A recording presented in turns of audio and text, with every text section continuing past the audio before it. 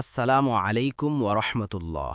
প্রিয় দর্শক, আশা করি আল্লাহ পাকের অশেষ রহমত ও দয়ায় আপনারা সকলেই অনেক ভালো আছেন। আর যেই সমস্যায় আছি, দোয়া করি আল্লাহ রব্বুল আলামিন আমাদের সকল সমস্যার উত্তম সমাধান করে দিক। চলুন শুরু করি আল্লাহর নামে। আজকে আমরা জানব সূরা বাকারার ৩০ নং আয়াতের তাফসিরের বর্ণনা।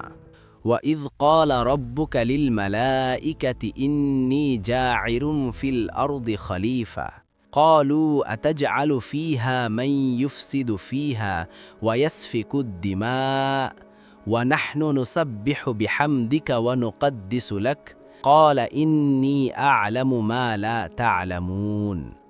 এই আয়াতের বাংলা অর্থ: আর স্মরণ কর যখন তোমার রব ফেরেশতাদেরকে বললেন, নিশ্চয়ই আমি জমিনে একজন খলিফা সৃষ্টি করছি। তারা বলল, আপনি কি সেখানে এমন কাউকে সৃষ্টি করবেন যে তাতে ফাসাদ করবে এবং রক্ত প্রবাহিত করবে? আর আমরা তো আপনার প্রশংসায় তাসবিহ পাঠ করছি এবং আপনার পবিত্রতা ঘোষণা করছি। তিনি বললেন, নিশ্চয়ই আমি জানি যা তোমরা জানো না। তাফসির: এই আয়াতে মোট 4টি অংশ রয়েছে। প্রথম অংশের তাফসিরে বলা হয়েছে, মালাইকা অর্থাৎ ফেরেশতাগণ জ্যোতি থেকে সৃষ্ট আল্লাহ এক পবিত্র সৃষ্টি, যাদের বাসস্থান আসমান, যারা আল্লাহ নির্দেশ পালনে এবং তার প্রশংসায় ও পবিত্রতা বর্ণনায় ব্যস্ত থাকেন। তারা তার কোনো নির্দেশের অবাধ্যাচারণ করেন না। দ্বিতীয় অংশের তাফসিরে বলা হয়েছে, খালিফা অর্থাৎ খালিফা এর অর্থ এমন জাতি যারা একে অপরের পরে আসবে। পক্ষান্তরে মানুষ দুনিয়াতে আল্লাহর খালিফা ও প্রতিনিধি এ কথা বলা ভুল। আল্লাহ ফেরেশতাদের বললেন, তিনি পৃথিবীতে একজন প্রতিনিধি সৃষ্টি করবেন। এখানে খালিফা বলতে উদ্দেশ্য আদম আলাইহিসসালাম এবং তার বংশধর, যারা পৃথিবীতে আল্লাহ নির্দেশ ও বিধান অনুযায়ী জীবনযাপন করবে। খালিফা মানে যিনি আমানতদার, ন্যায় শাসন প্রতিষ্ঠাকারী, দায়িত্বশীল। তিনি পৃথিবীতে আল্লাহ নির্দেশ ও বিধান অনুযায়ী জীবনযাপন করবে।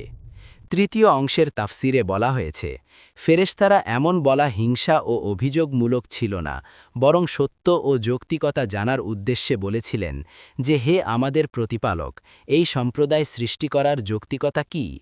যদি উদ্দেশ্য এই হয় যে তারা তোমার ইবাদত করবে, তাহলে এই কাজের জন্য তো আমরাই রয়েছি। আর আমাদের নিকট থেকে সে বিপদের আশঙ্কাও নেই যা নতুন সৃষ্টি থেকে হতে পারে। আল্লাহ তাআলা বললেন, আমি জানি তাদের কল্যাণের দিক যেহেতু তোমাদের উল্লেখিত ফাসাদের দিক থেকেও বেশি, তাই তাদেরকে সৃষ্টি করছি। আর এ কথা তোমরা জানো না, কেননা এদের মধ্যে আম্বিয়া, শাহিদ, সৎ কর্মশীল এবং আল্লাহর ইবাদতকারী মানুষও হবেন। ইবনে কাসির। আদম সন্তানের ব্যাপারে ফেরেশতাগণ কিভাবে জানলেন যে তারা ফিতনা ও ফাসাদ সৃষ্টি করবে? এই অনুমান তারা মানুষ সৃষ্টির পূর্বে যে জিন সম্প্রদায় ছিল তাদের কার্যকলাপ দ্বারা বা অন্য কোনোভাবে জেনে থাকবেন।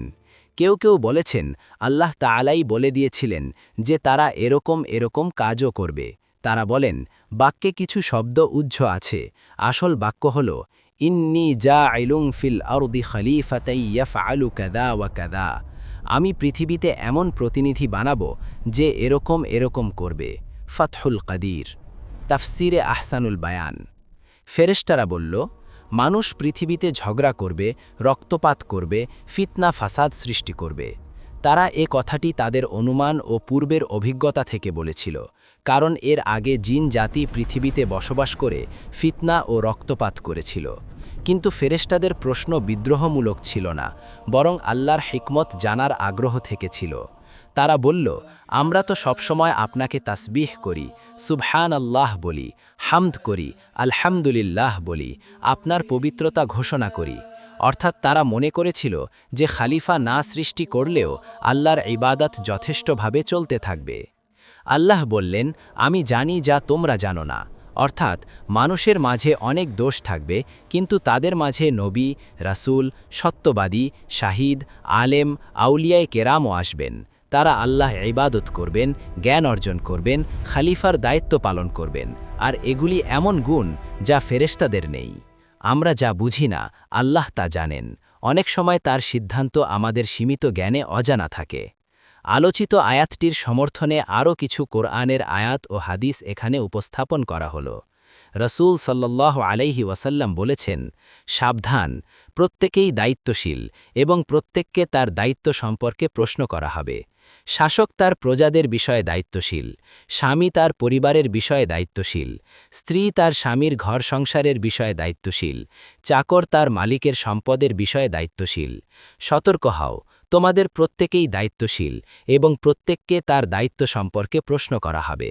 সহি বুখারি, কিতাব আল জুমা, হাদিস নং 893। মহাগ্রন্থ আল কোরআনে সূরা দুখানের ৩৮ এবং ৩৯ নং আয়াতে মহান আল্লাহ বলেন, আমি আসমান ও জামিন এবং উভয়ের মধ্যবর্তী কোনো কিছুই খেলা তামাশার জন্য সৃষ্টি করিনি।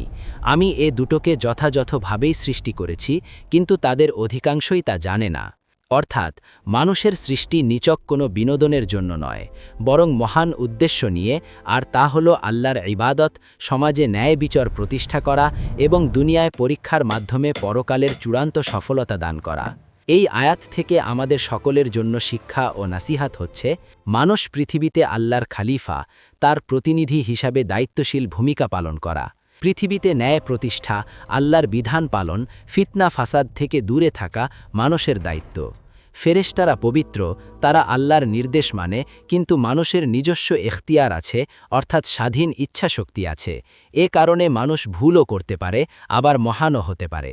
আল্লাহর হিকমত মানুষের সীমিত জ্ঞান দিয়ে বোঝা সম্ভব নয়। মানুষের জীবন হল পরীক্ষা, কে তার দায়িত্ব সঠিকভাবে পালন করে আর কে তা পালনে ব্যর্থ হয় তা পর্যবেক্ষণ করা। প্রিয় দ্বীনী ভাই ও বোনেরা, ভিডিওটি ভালো লাগলে একটি লাইক দিন। নিয়মিত ভিডিও পেতে চ্যানেলটি সাবস্ক্রাইব করুন। ভিডিওটি শেয়ার করে ছড়িয়ে দিন দ্বীন প্রচারের স্বার্থে। আল্লাহ হাফিজ।